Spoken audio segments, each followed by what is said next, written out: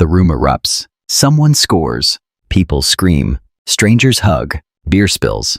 Voices crack with jubilation. You sit and feel nothing. Not numb. Not uninterested across the board. You cry at films. You care for people until it hurts. You get swept up sometimes. But this? The electricity of a scoreboard moment? It passes through you like a breeze. For most of your life, you assumed that meant something ugly about you. That you were cold. That you missed a part of being human.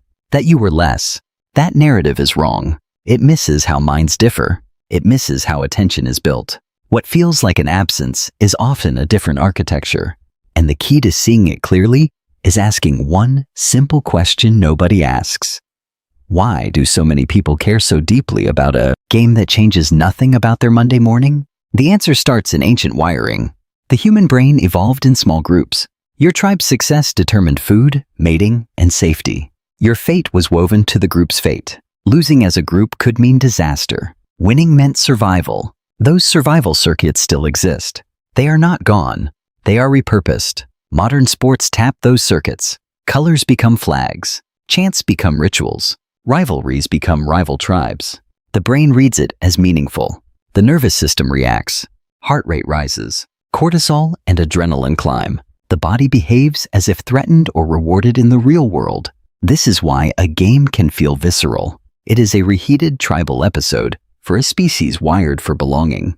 But not everyone's wiring finds satisfaction there. Personality matters. One consistent finding in personality research links low sports obsession with a particular profile. It centers on high openness to experience.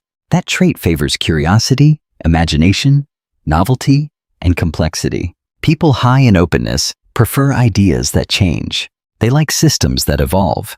They enjoy meaning that comes from exploration more than from repeated ritual.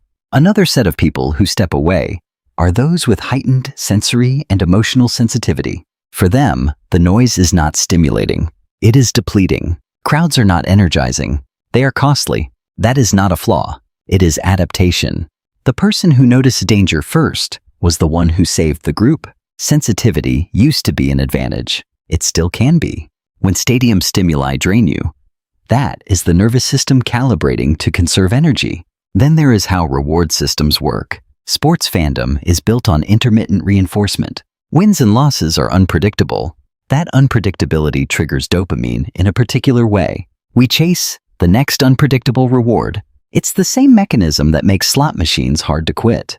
For some brains, this is thrilling. For others, it is hollow. If your dopamine spikes for mastery, not borrowed outcomes, then watching strangers compete will feel empty. You get joy when something you built finally clicks. You feel fulfillment when effort yields skill. Vicarious victories do not meet that standard. That is not an absence of passion. It is a different calibration of reward. It asks, did I cause this feeling? If no, it may not land. Identity plays a big role too. Notice how fans say, we won, or we lost. That pronoun switch is automatic. Psychologists have names for it. Basking in reflected glory, or berging, is how people borrow success to feel good about themselves. The opposite, cutting off reflected failure, is how they protect their self from defeats. This fluid identity works if your self can be buoyed by external markers. Some people build identity differently. Their sense of self grows from choices, values, and personal history, rather than from affiliation. Take the team away. They stay the same. That is not coldness. It is an internally grounded self. It does not require a scoreboard to feel intact. There is another layer that is quieter and moral. It has to do with where attention is paid in society. Many who step away from sports do not do so from spite. They do it from noticing imbalance. They notice the teacher whose work shapes lives, earning far less than an athlete who plays a few minutes. They notice the nurse missing breaks while a stadium sells out. Once you see the mismatch between social value and cultural reward, you start to question where collective attention goes. Psychologists call this justice sensitivity. For the people who carry it, skipping sports is not apathy. It is a refusal private and gentle about where their energy will flow. It's not a slam on fans. It's an accounting of values. All of this is real, and it's useful, but it is not the whole story. The same traits that distance you from sports can also keep you from other sorts of emotional risk. If you only invest where meaning is deep and self-authored, you may avoid anything that looks shallow. That avoidance can become protective and limiting at the same time. High openness can become a reason never to join. Sensitivity can become a way to exit rooms that ask too much. A stable, internally built identity can be used to avoid testing itself. Stability proves itself only in trials. If you never engage in things that risk disappointment, you will never discover how resilient you truly are. So there is an honest question under your question. Ask it gently. Is your non-interest in sports part of a life where you are fully invested elsewhere?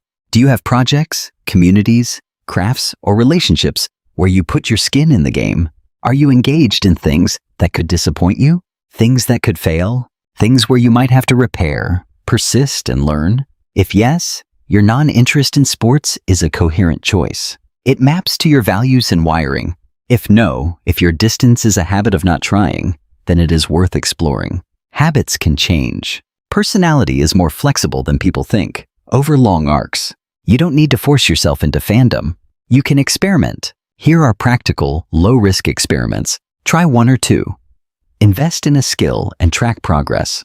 Learn a musical instrument, a language, or a craft. Set small milestones. Notice how your brain rewards mastery. Join a small group with a clear task. Volunteer at a community garden. Help build something. Observe whether group belonging built around action lands differently than fandom based around outcome. Try a live event that isn't mainstream sport. Attend a local community game, a school match, or an amateur music show. Smaller crowds often change the ratio between spectacle and human connection. Watch one game with a friend and make it about the person, not the score. Ask them why they care. Share why you don't. Curiosity can create intimacy. Place a tiny bet of effort.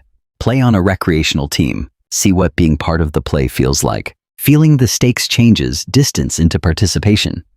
Reflect on your values. Where does your attention naturally go? What does that give you? What does it cost? As you try, watch for two things. The first here is resonance. Did the experiment feel alive? Did it land like an addition to your life? The second is avoidance. Did you use non-interest as a shield to escape risk or effort? Both answers are informative. Both are valid. There is also a compassionate way to navigate conversations. You don't owe anyone performance. If a coworker hands you the recap of last night's game, you can be simple and truthful. Try lines that are short and kind. I don't follow sports, but I'm glad it made you happy. Or, I missed the game. Tell me what was good about it. Responses keep the bridge without forcing you to pretend. Finally, remember that not caring about sports is often a sign of psychological health. It's a different strategy for finding meaning. It can reflect independent thinking, calibrated sensitivity, and a preference for self-authored rewards. It can reflect justice-oriented attention. It can reflect many things at once, and it can reflect something else. Choice. The brain that asks, "Does this deserve my attention?" is exercising agency. It is not broken. It is discerning. It is deciding where to place its finite energy. In a world of constant claimants for our attention, that matter is potent. At the same time, keep listening to yourself. Curiosity is a better guide than certainty. Try small experiments. Test the limits of your comfort. See what happens when you risk a little interest for real stakes and real practice. Watch whether your internal landscape changes. Notice when your boundaries are protection and when they are prison. There is no single right way to be human in a stadium or out of it. Both paths hold value. Both reveal something about how your mind was built and how you choose to live. If you don't obsess over sports, you're not missing a module. You are following a different thread. It is thoughtful. It is valid. It can be generous too. So when the room erupts next time, you do not need to apologize. You do not need to fake the thrill. You can simply be where you are. You can be curious about the people who feel that surge. You can be confident about your own attention. And if you ever want to push against your pattern, do it with curiosity, not shaming. Try a small risk. See what sticks. Either way, your choices are worth honoring.